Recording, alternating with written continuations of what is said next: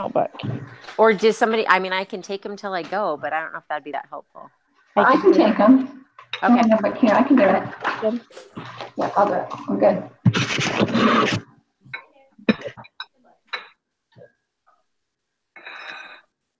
Allison, where do you live? I'm in Canada. Oh, okay. I was going to say we got a picture yet. Where in Canada? I'm in Alberta, so right above Montana. Yeah. Mm-hmm. Oh, what part?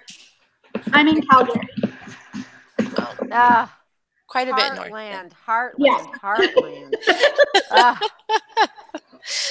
I love that show. My husband is like, oh, the horse show? I actually know. So, random fact, my aunt's friend actually owns part of the ranch that they filmed Heartland on. Oh, that's cool. My goodness. My husband and I took a trip up into the Canadian Rockies. We went and camped last year, and we drove over to where Heartland was filmed and ran into this lady randomly at this museum that knew where Caleb's trailer was and where the racetrack was. She got in our car. We became buddies with her, and she took us all over and showed us where everything was filmed. It was awesome. Oh my God. Yeah, it was really fun. I just, at midnight last night, I went to bed after I watched the latest episode from this week. Oh my goodness. Yeah, I love the show. It's clean and it's awesome. Oh yeah, I love it. It's a family favorite here. So. Well, that is fun. That was fun. Okay, sorry. I'll be quiet now. So I was talking to one of my kids. Did someone volunteer to take notes? I'll take them. Me too. Okay. Yeah, Kim's doing it. Thank you, Kim. No problem.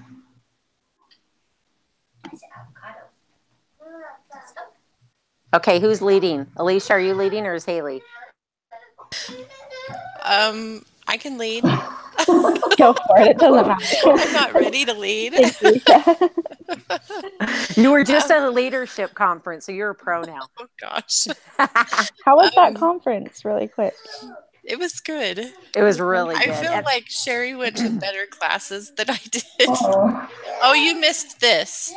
I got this because I went to a class about thriving in a male-dominated, talking about like ways to communicate with men, and she passed these out and said, if all else fails, try this, and then maybe they'll listen to you. So anyway, I thought that was that is so clever. And my youngest son was like, Mom, what is this? Anyway, so I just read the stuff about time management this morning. So that's freshest in my mind. And I thought the chapter from the book was really interesting about time perspectives and how they affect us. I felt a little disappointed that we didn't actually get to the information in the book. Like, I feel like it was setting us up. And then I was like, wait, I feel kind of let down. But what did you think about that? Which one is your mind? Mom? I just think they were totally setting us up to manage our time wisely to go out and do something. That's kind of what I was feeling. Yeah, I totally agree with you, Sherry. I think that, like, when I read it, I was like, okay, I think I can, after reading it, I was like, I think I can manage my time better. But then I was hoping that they would give maybe a little bit more. Mm-hmm. And while I don't know what else I was looking for, but I was hoping I would get more from the book, like the chapter. That's how I felt. I was like, okay, I wanted more than that. But I just had the thought that maybe it was really setting us up to read Elder Christofferson's talk about a consecrated life and like learn that perspective of time management instead. Mm-hmm. That's what I totally think it was. I think that whole thing was kind of a segue into, I don't know, when I was a Stake Young Women's president, I only got to speak to the young women like twice a year. And I always felt this intense panicked feeling like I have them for 15 minutes and then they're going to be gone. And I need to just give them something that they will go out and, So I felt that from the reading this week, that the curriculum is like, okay, they're leaving me. What is it that I need to remind them of so that they will go out and advocate for good things? So I thought like they set up the time management thing, and then Elder Christopherson's talk on consecration. It's like, okay, I can let them go now out into the world so they can make a difference. Mhm. I think that's awesome, Sherry. And time is such a hard thing too, because it's like in the moment, it feels like time is going so slow, and it's okay to get on Facebook for an hour or whatever, because you're just, I have tons of time today or whatever. But then you look back and you're like, well, what have I even done today? What have I done with my time? And I just think that even though it did kind of like set us up to not give us actual advice. Maybe I haven't read that talk yet by Elder Christopherson, but maybe that's what it is. And just kind of maybe giving us an idea of what we can do. Let us think about how we can better manage our time, because I think that's such a personal thing for everyone, is how they can personally manage their time. Yeah, I was going to say that I was thinking the same thing. For each of us, we're at different seasons, and what I have time to do, you may not have time to do, or you may have time to do different things that I can do. And I also thought and conference came at a perfect time, because it kind of talked about what are you doing with your time? For me, it spoke to me like, what am I doing with my time to help me receive personal revelation? So what am I doing with my time in order that I can be prompted to go where I need to go, to do what I need to do as far as advocating? That's kind of all like piggyback each other for me this whole week. Mm-hmm. Yeah. One part of the lesson, I can't remember which part, reminded me of that as we like follow God's plan for us, that things that are not a good use of our time will fall away and we'll make better use of our time. Does anyone remember anything like that? I know exactly what you're thinking about, because I was like, this is it. This is what I needed. But yeah, and I can't remember where it was. It was in, where was it? I feel like it was the things as they really are video, I think might have been it. Oh, yes, that would make sense. Yeah, I think that's the video you're referring to, but I felt the exact same way. Yeah, but I feel like that's kind of something that I'm being told right now, like a message that I keep hearing. And a couple weeks ago, I got to Jacob chapter 5 in my personal study, and I was just, that's the really long chapter about the allegory of the olive vineyard and stuff. And I got to it, and I seriously considered skipping it. Because I think it's so tedious to read. And then I decided I'm going to go ahead and read it. And like every time I read it, I look at it on a large scale, like what's going to happen generally in the world. But this time I got into it and I thought, well, maybe I should look for things on a personal level. And I got to the end. It was verse 60 something, and it was about God was going to prune the trees one more time, and he's going to do it gradually, so that it wouldn't hurt the tree, and it was going to remove the bitter fruit so that the good fruit could take its place. And I read that and I thought, that's exactly what he's doing. And it's kind of painful, but I appreciate the fact that he doesn't do it all at once. Like we probably have lots of ways that we waste time and are bringing forth bitter fruit, but he recognizes that changing all at once would be too drastic and harmful. And I don't know. I guess I just appreciate the Lord's patience with me in pruning me. Alicia, that is an awesome analogy. And Allison, just so you know, Alicia is going on to law school after this. Oh my goodness. It's totally scary. And you guys, she didn't even tell all you guys, but she's been accepted to several law schools at this point. Yeah, I got another one since I've seen you, Sherry. Oh You my did? gosh, that's awesome. Yeah, it's basically a full ride, Oh but my goodness. No way. like it would Where? cost about $5,000 total, and then the rest would be covered. Wow. Where is that one? But it's in Kansas, so we're all dying. Oh, Oh, we need that's to so be friends with you, awesome. Crystal. That's so awesome. Yeah, Anyway, that is really and it's awesome. getting so real, you guys. I don't know. I don't know how I feel about this. You can do It's pretty this. scary. You You got can this. do it, and you have to keep in touch with us. We'll be your cheering section. Okay. We can have a Google Hangout once a Yeah. month with you. Yeah, we should. You're going to be sitting in class one day and you're going to say Haley Har, is inviting you to a conversation. We're all going to be there. Do you want me to just plug you in and show you what I'm doing then? Yeah. Yeah. You'll You can inspire join my us. class. Sure. Well, And this what is you my were. professor. That's Yeah. awesome. These are my friends. I think what you said, Alicia, is really, really, that's a great analogy. And I think that's kind of when I was talking about the branding thing, it made me think about things differently. I think if we can determine what it is, it's not our destiny, but in a spiritual sense, I think our brand should fit into that too. And when we determine how we want to be remembered when we go, I think it's easier to move on to law school or to do it because it fits in with what your big picture is. And obviously for you, what the Lord's big picture is.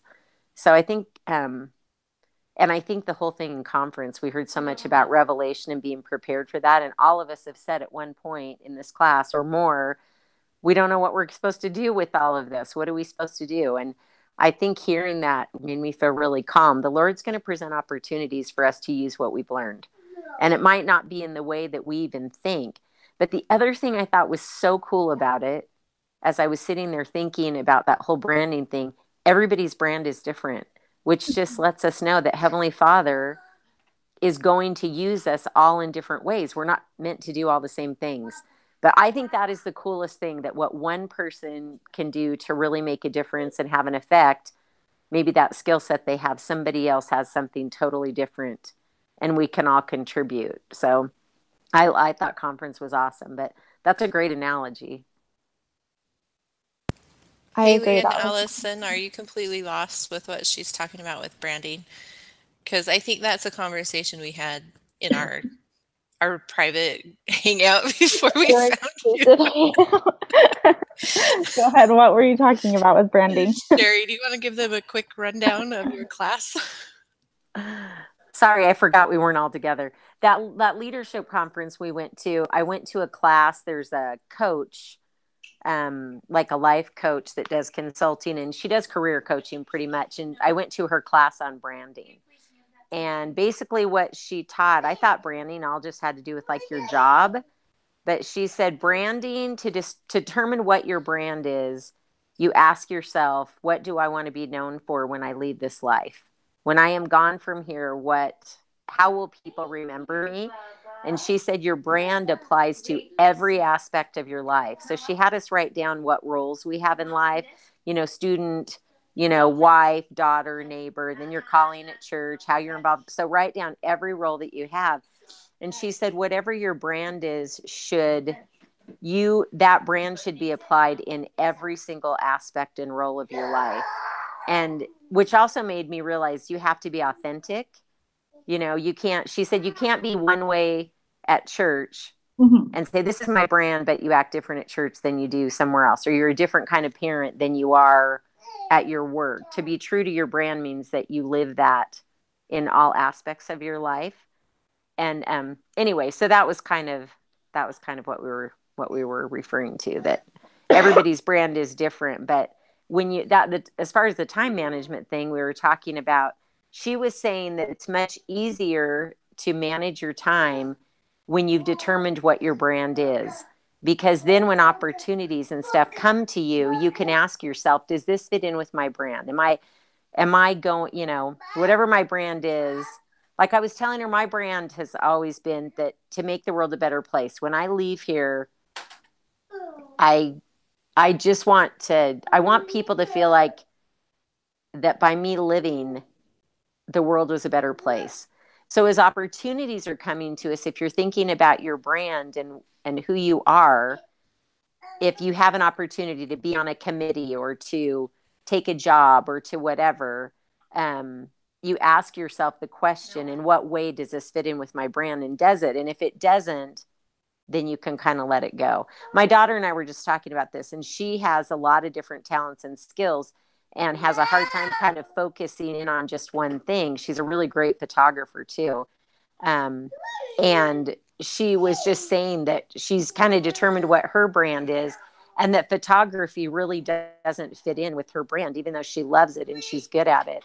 So now she can kind of focus her energies into the other aspects. And by the way, she just was asked to do a wedding, and then heard from them later and said, just to let you know, my brother is getting married. He's homosexual, and they're going to be contacting you about doing their wedding.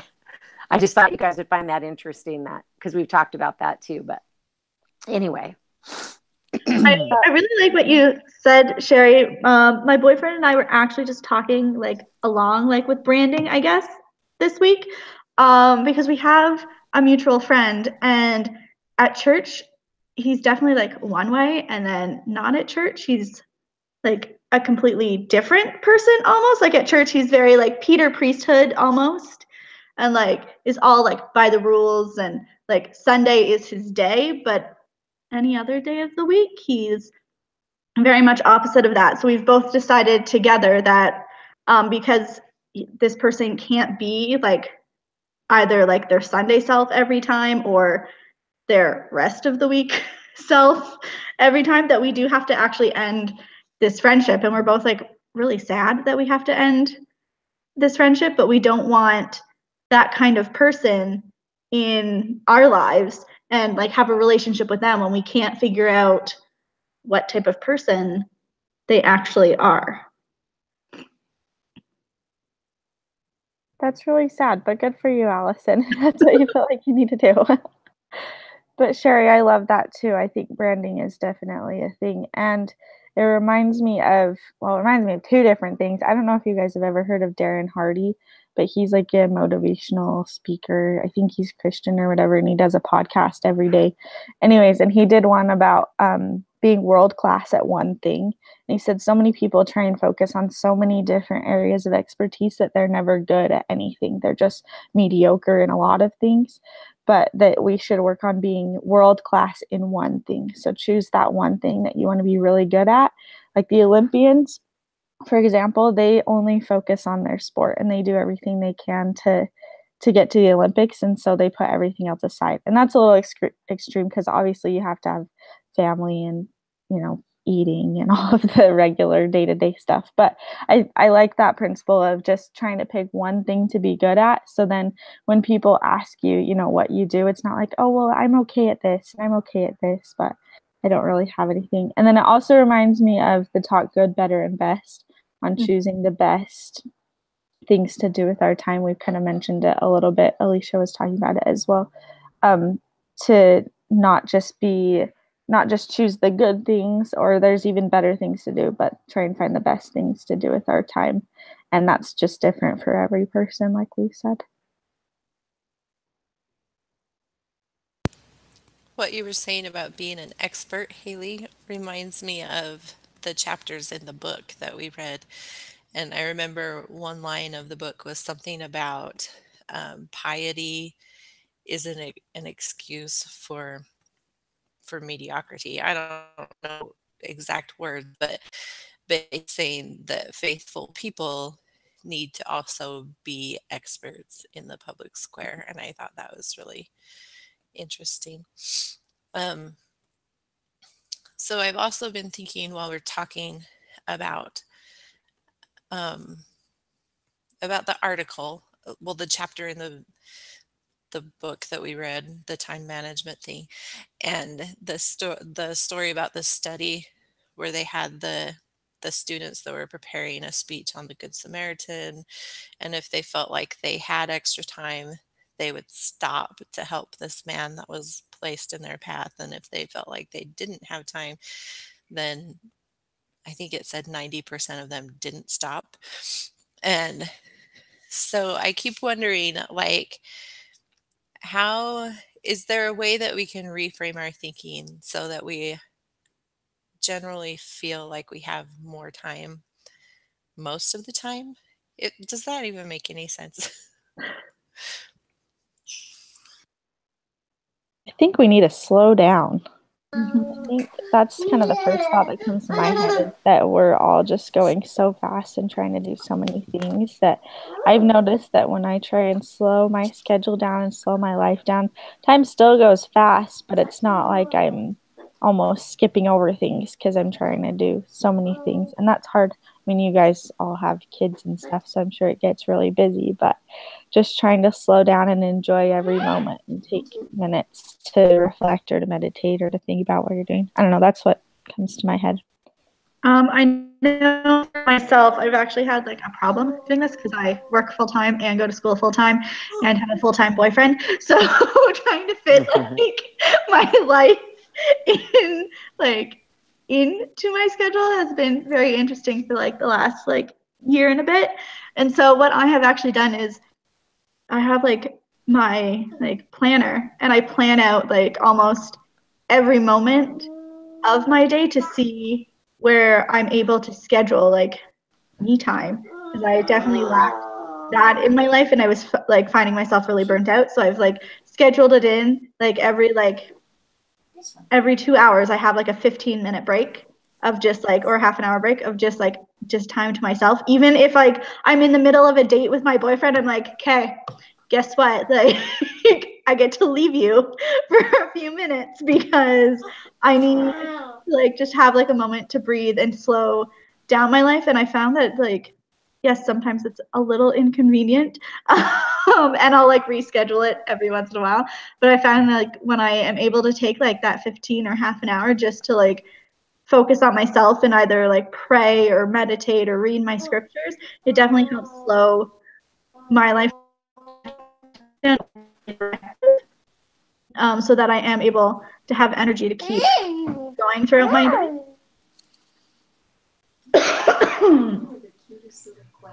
I think I am. Oh, go ahead. No, go ahead, Kim. I think for me, it's kind of a churchy answer. But if I put those things, my scripture reading and my praying first, and make those a priority, then I have time for everything else. He's so cute. Then I have time for all the other things.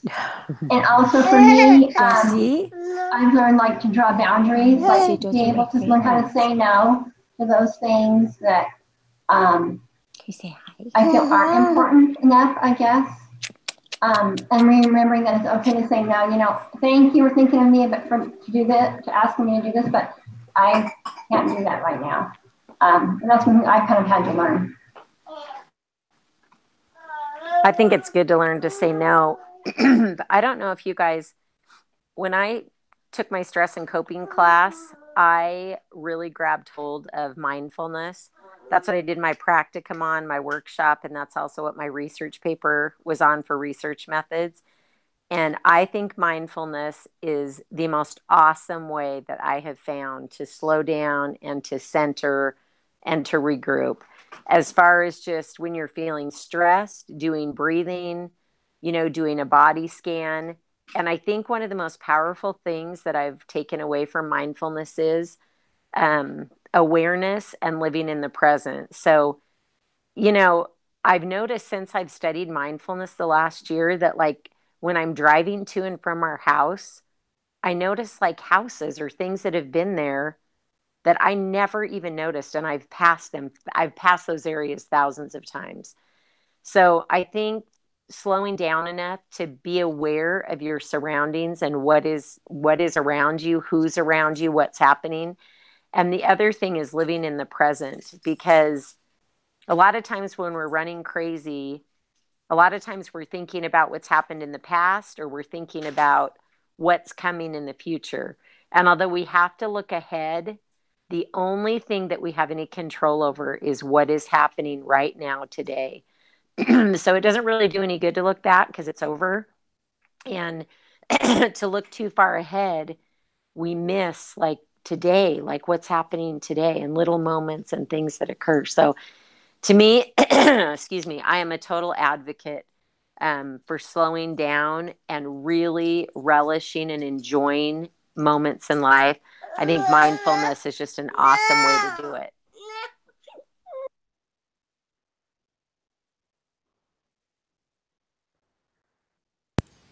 Do you feel like that perspective helps you to put aside your, like if you had your day planned out, does that perspective of present like help you put aside your plans to help someone in need? Does that make sense? No, but what it does, it helps, it helps me prioritize. Um, what it's done is help me because I will honestly say there've been times when like somebody's called or I know that somebody's having a hard time and I was going to take in a meal or and I'm like, oh, I'm supposed to be such and I've got to go into the office and work. And I think of all those things. But when I practice mindfulness and I stand there and take like 3 deep breaths, it becomes very clear to me that that is the priority, that that's the most important thing I could be doing. And it's so weird because once you let go of those feelings of, oh, I should do this, I should do that, I need to be here, I need to be there, it all fits in. You get it done, but you don't feel that sense of, oh, all of these things are piling on me. You kind of take it one moment at a time. And I used to, when I would do stuff like that, where I'd be having a conversation with someone that was having a hard time, I would halfway be listening to what they were saying, but I'd really be thinking about, I need to be such and such at such and such a time. And I need to, I was always looking forward. But I've noticed since I've really practiced mindfulness, you're going to invest the time anyway. You're either standing there 15 minutes talking to someone, you're either paying attention or you're thinking about what you're doing later. And I've learned to like look into people's faces and to really genuinely listen to what they're saying and really invest myself in the conversation. Not so much invest as in saying something, but just being really present. And then when I have to go, when I really genuinely have to go, I don't feel guilty that I was really vested there and in the moment, in the present, but I get the same amount of stuff done. It's just when I'm there, I'm really there. And then when I'm at work and I'm there my husband's a chiropractor and I work in the office, but when I'm there with patients and I'm dealing with them, I try not to think a lot about school or what I have going on after. I really try and engage with them. Mindfulness just really teaches you to be in the present so that you can enjoy your life as it goes instead of always looking to what's coming and what you, quote, have to do.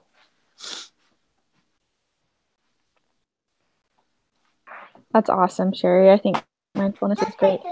But Alicia, I'm kind of with you on like how can we set it or be ready to set aside that time to serve someone. And I think sometimes we just can take the opportunities and sometimes we just can't. I don't know. I think I just saw myself in that study and like I know that I would be in the 90% that didn't stop And if it's I felt sad. like I had to be somewhere else. Like, yeah, it's eye-opening when you look at yourself and think, oh, I have some work to do. I kept thinking about Wanda's phrase of everything is exactly how it's supposed to be. I don't know if that's exactly what she says, but I think in one of the discussion boards or in one of our meetings, she said something about she has started applying that phrase to other things. And I just remember her saying, my time is exactly what it needs to be. And I think that kind of goes to what Sherry was saying with mindfulness, just like having this faith that our time is enough and that we can accomplish what we need to do. And I also think like if we have somewhere to go, but we see like somebody on the side of the road that does need assistance, that if we do help them and we are late for whatever it may be, whether it's like a church meeting or work or something, people aren't going to be too upset if you let them know that you stopped to help somebody on the side of the road or somebody who does need help, I don't think there's going to be too many people who are going to be very upset with you that you stop to help somebody in need. And I think if they are, that's a problem with themselves and not with us. So I think even if we don't think we have the time to stop and help people, I think if we try to make the time, even if it is like, okay, I have to drop off like this batch of cookies on my way to work and I'm going to be 5 minutes late to work, I think that it's okay to be late every once in a while when you are helping somebody.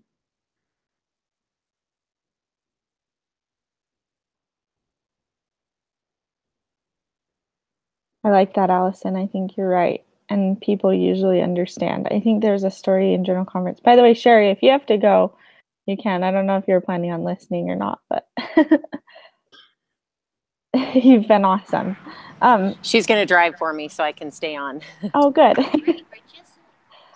Well, it reminds me of, I think it was in General Conference or something where someone stopped to help someone on this. I'm going to butcher this story, but they stopped to help someone on the side of the road and they were going to be late and they ended up on time. Somehow the clock had like stopped and it was a miracle. I don't know if any of you remember that story. Maybe it was in the Ensign or something, but I just think that definitely Heavenly Father will provide time for us to serve others if we choose, like you were saying, Allison, if we choose to take the time. But that's what I loved about Elder Christofferson's talk, is it just kind of fits in with all that too. If we're truly living consecrated lives, which obviously we can't do that perfectly, but if we kind of, I think, put our life in his hands and he presents opportunities and we're thinking in that mindset, like, I want to do what, I want to do it the way, not really the way he wants me to, but I want to live that kind of life, I think then when opportunities come up, it's easier to, to do those things. And I think there's a time and a season. I know it sounds terrible. It's not like you can be more consecrated at some times than others, but in reality, there is only so much you can do. And sometimes we can't do all of the things that we really want to, even really good things. Sometimes I've really wanted to help, but I just couldn't. Not because I didn't want to, but because I literally did not have the time to take care of my family and do all those other things. I think that taking care of a family is living a consecrated life, though. And I think we discount that a lot. But really, I think one of probably the biggest impact we can have on the world is raising our children righteously. That is an awesome point, Alicia, and I agree. It's the most important work that we can do. So, I think sometimes that's all we have energy for. If we didn't have to sleep, it'd be a cool thing, but we do. Yeah. Sometimes I think about the ripple effect that our families have. The first time I ever thought about it was in reference to my grandparents, and they had a huge family, a huge righteous family. And so like their ripples are really big, if that makes any sense. But sometimes I think about, like I have 5 kids, and for the most part, I have stayed home to raise them. But they're all boys. And so my hope is that all of them will go on missions. And then if you think about the people that they affect when they're on their missions, and then how the people that they teach have an effect in their families and how that ripples out, I just think we don't even have any idea of how much good we do as mothers. Mm-hmm. I totally agree. And even, it ripples out in ways that we never know. This is a little bit different. Hopefully it's okay if I switch gears, but that just reminds me of the question that we had to answer about how would you answer the question that Brother Rarick is often asked? There's too much damage that has been done in our society. Why don't we just focus on our own families and wait for the Lord to come and cleanse the earth? Did you guys fill that one out? What did you say?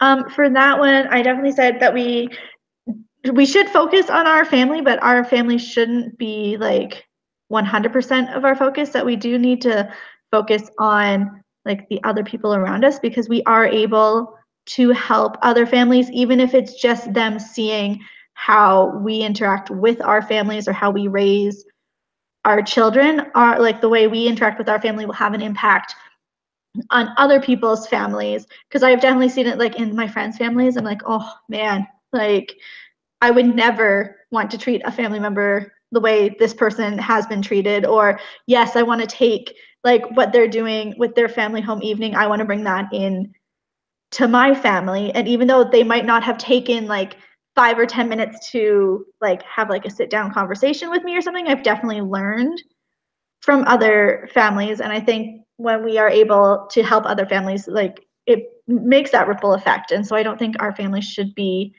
100% of our focus, but definitely like 90 to 95% of our focus should be our families. But we should also focus on the people around us and how we can influence them for the better.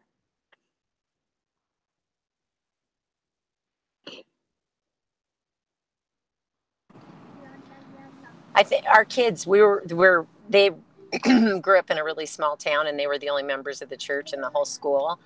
And so, we had a lot of kids in and out of our house during all of those high school years. And we used to have, because it was a really small town, there was nothing to do. We had high school dances at our house. So the word would just go out to our little community that the Starnes were having a dance, and everybody knew that we were totally straight. So they knew that they couldn't. We never had anybody bring alcohol. I'm sure we had a couple kids that were high that would just come up there to smoke pot and would just sit there and just enjoy the music and chill. But we never had any issues.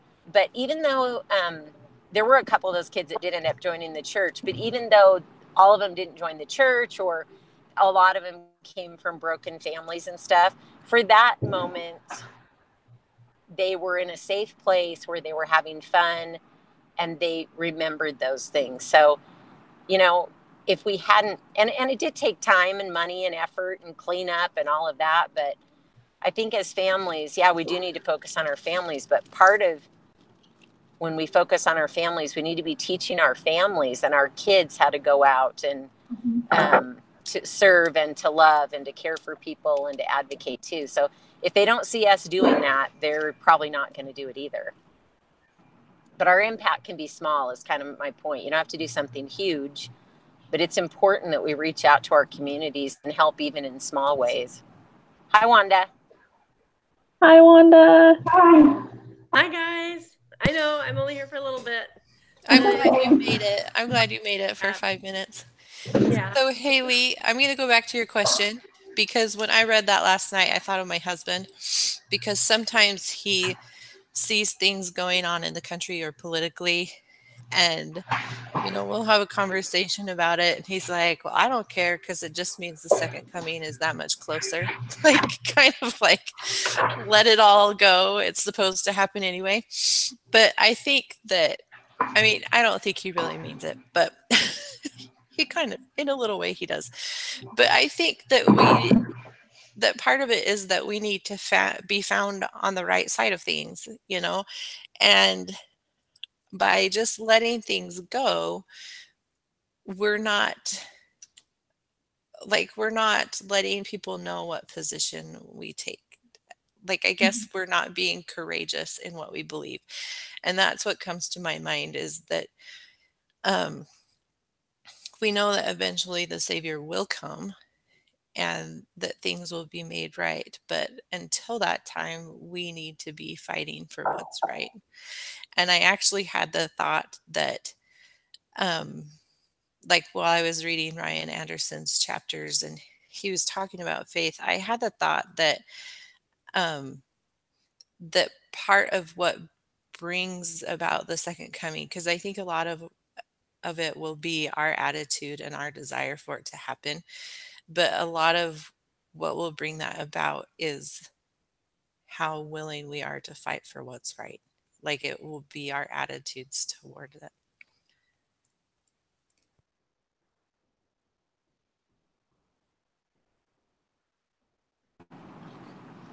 You guys, I have to go, but You guys have all been so awesome. I just love all you guys so much. Let's keep in contact though, because it sounds like next week we don't all meet together. Is that right? Yeah, I don't think so. Yeah, it says So- that we're just going to be assigned one other person. So But thanks, anyway, Sherry. you Good guys luck. are The other awesome. part, she said that, yeah, we'll have just 1 or 2 people, but it will be from a group. Well, Oh, that's it good. will? Okay. Well, I Good will luck, see some Sherry, of you, with but your not the daughter. others. All right, yeah. She's Sherry, good frantically luck. driving. Good luck. Anyway, thanks so much, you guys. Keep in touch. Okay, bye-bye. This is the best group I've ever had. Oh. Amen. All Me right. too. See you guys later. Bye. Bye. Alicia, I think what you said is awesome. I think that and kind of what Allison said as well, and Sherry. But I kind of just said that focusing on our own family is definitely the most important, but we have the principles and the doctrine and the knowledge of the gospel and the knowledge of the definition of the family. So why wouldn't you want other families to enjoy that? If your family is benefiting from it, why wouldn't you want to share that with other families? That was just kind of my response. Yeah, in Ryan Anderson's book, he so this quote that I like kind of stuck with me. He said, the most important thing that we can do is live out the truth in marriage. I love that. I like kind of piggyback to what you guys have said too. You know, we need to like show that marriage is good, show that family is important, show that families can be strong, that families can be united. That's really important.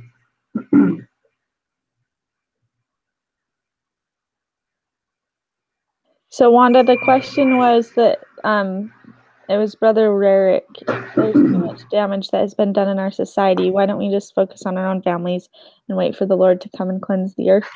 I don't know if you answered that, or if you have a response to that. That's what we've been talking about. I'm probably a mix of Alicia right now. Like, we do focus on our own families. We should focus on our own families. And hopefully the good that our own families provide will give us what we need, give the world what it needs. That's my thought. Mm-hmm.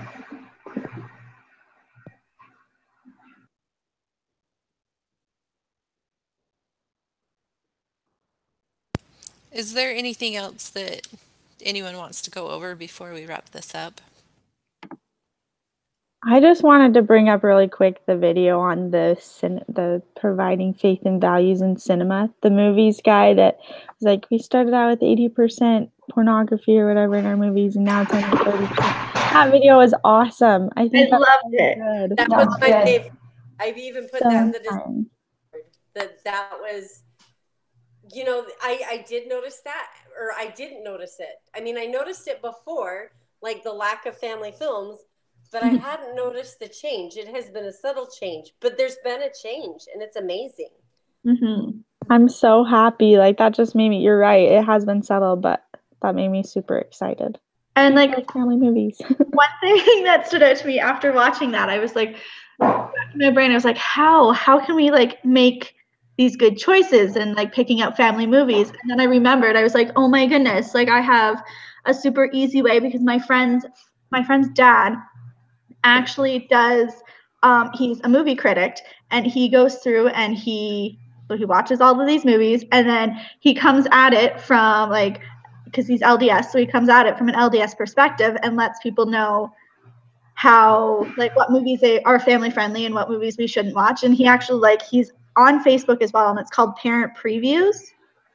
And like, so now I'm just like, okay, every time before I go watch a movie, I actually see if he's seen it and then watch his review on it. And then I go and I'm like, okay, based on what he said, and I trust what he says about the movies, and I'm like, okay, I can go see this movie, or maybe I shouldn't see this movie. Or sometimes I've even had to do a little bit more research on the movie because he'll be a little bit iffy. He'll be like, yes, there's good family values in it, but these things happen. So then I have to do a little bit more research on what the movie is. But I think that that's really helped me pick media that is more family friendly for me and for the kids that I work with and for my future family as well.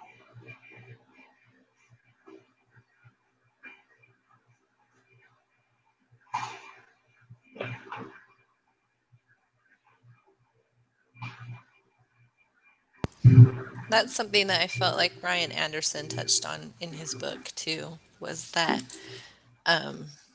there needs to be media that is well done, but still contains those family values and things that we want to promote, and that's one way to promote marriage and family is through creating good media. Well, and I think families want to go, want to go to the movies together. At the high school here, they did a play. They do 2 or 3 a year. And the one that's always packed are always the family-friendly ones. And we had Beauty and the Beast. That was sold out like weeks ahead of time. So I think there's that place for families, and I think we need to advocate for those, whether it's a play we're seeing or a movie, share those. Like, oh, yeah, this is a good movie, this is why. I think people forget, families want to go do things together. They don't have to worry about, okay, what's going to show up on the screen or on stage. Excuse me. Well, and I love that if you get a family to go, then that's 4 people, or if you are just making movies for teenagers, that's just 1. So, I mean, it does benefit them too. Yeah. Like you said about Beauty and the Beast, they'll sell out. It's a family movie. Oh, it did. It was crazy. Yeah.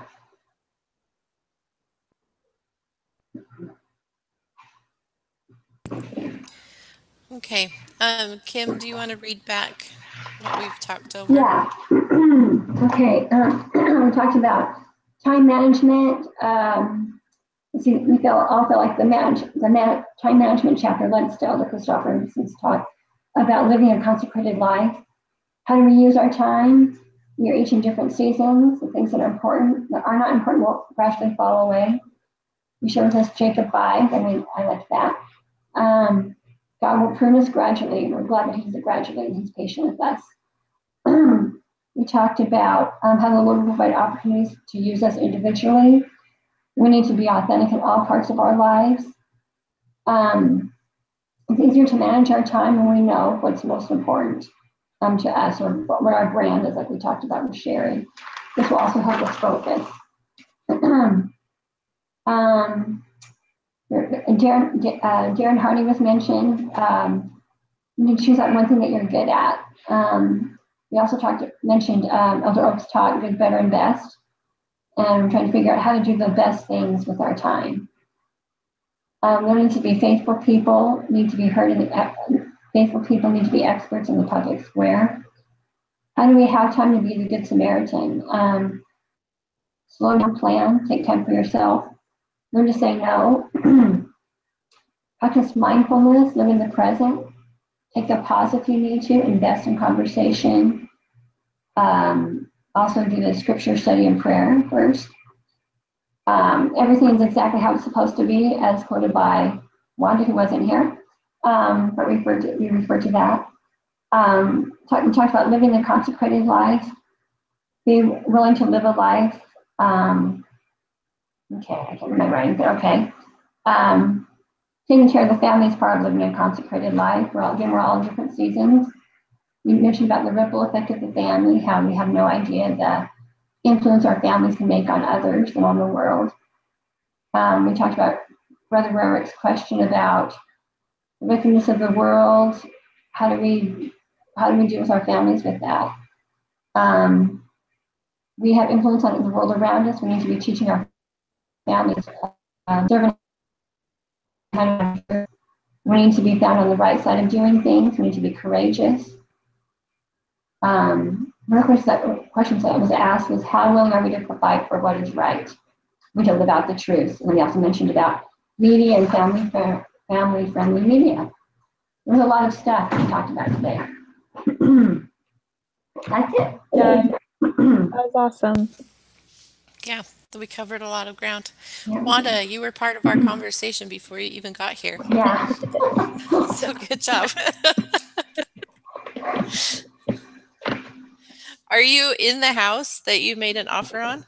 I am. How did it work out? The inspector's up in the attic right now in some crawl space that he really had to get through. So I was like, okay, I'm going to log in.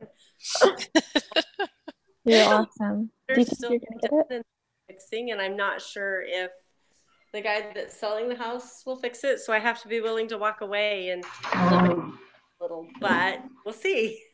Good luck. Good luck. Exciting. It was But I exciting. mean, I don't know. I mean, it's a pretty house. There's barnwood on the ceiling, and yeah, my kids will like it.